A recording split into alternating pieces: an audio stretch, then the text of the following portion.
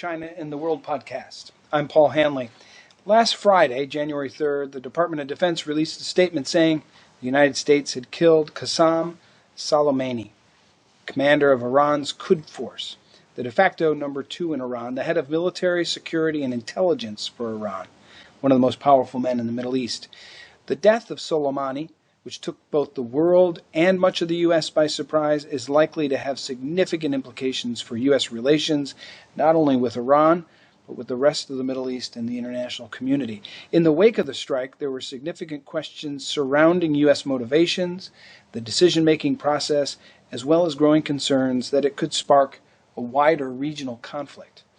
Given the rapid pace of developments over the last few days, I also want to clarify that we're recording this episode of the China in the World podcast on the morning of Wednesday, January 8th in Beijing, just hours after Iran launched retaliatory missile strikes targeting 2 U.S. bases in Iraq. To help make sense of how these developments are being viewed here in Beijing, I'm delighted to welcome Professor Jin Canrong to the China in the World podcast. Professor Jin is a professor and associate dean of the School of International Studies at Renmin University, otherwise known as People's University. He's also the vice president of the National Association of International Studies, vice president of the Pacific Society of China, and advisor to the Policy Planning Office of the National People's Congress. In the immediate wake of the strike, Professor Jin published an interview providing his reaction, and so I thought it would be good to have him on the podcast to help share his views with our listeners. Jin Canrong, thank you for joining us. Thank you, Paul, to have me here. Before we get to the actual strike itself, I want to first ask you to help set the scene a bit by sharing some of your perceptions of how China has viewed the already ongoing deterioration that we have seen over the last couple years in U.S.-Iran relations. Prior to the strike, tensions were already simmering between the U.S. and Iran following President Trump's withdrawal from the Iran nuclear agreement, the JCPOA.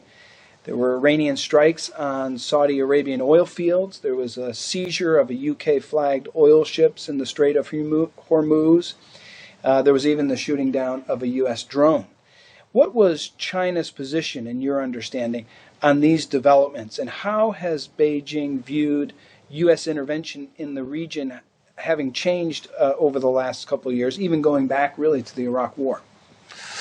You know, China is one of the members of a so-called 1+6 regime. Right? China support the Iran nuclear deal.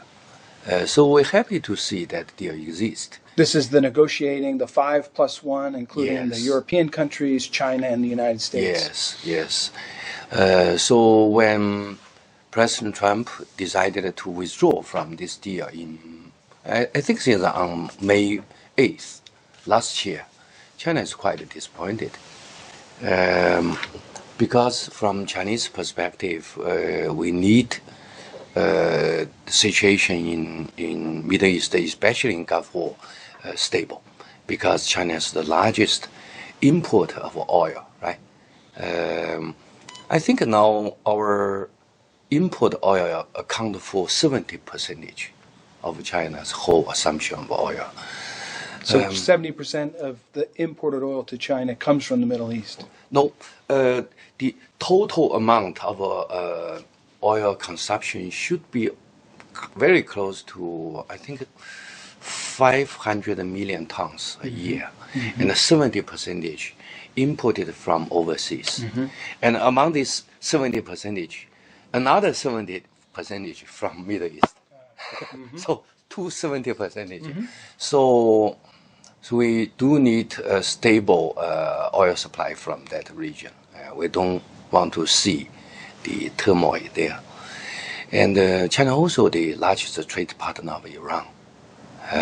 So to some extent, we keep neutral between Iran and the United States. On one side, definitely China wants to have a stable relationship with the United States. On the other side, we also want to have a stable tie with Iran. So we don't want to see a big conflict, between these two countries.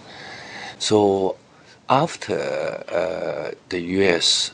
Withdrew from Iran nuclear deal, I think the Chinese people not the Chinese people, actually average people don't pay attention to that. They just care about their own the money in their pocket, just like the United States.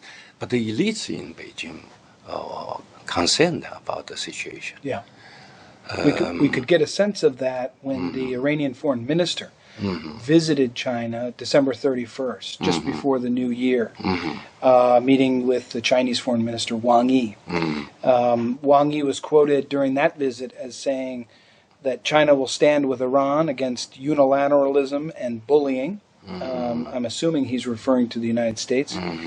And said that the unilateral withdrawal, this is Foreign Minister Wang Yi, by the United States from the Joint Comprehensive Plan of Action, the JCPOA, giving up on its international commitments and attempts to exert maximum pressure on Iran are the sources of the current tension arising over the Iranian nuclear issue. It's a pretty clear statement by the Chinese Foreign Minister of how China assesses the main sources of the problem with regard to the Middle East, with regard to Iran situation. On this issue, so-called nuclear program of Iran, we support the deal between Iran and the other And the parties. 5+1, right? Yeah.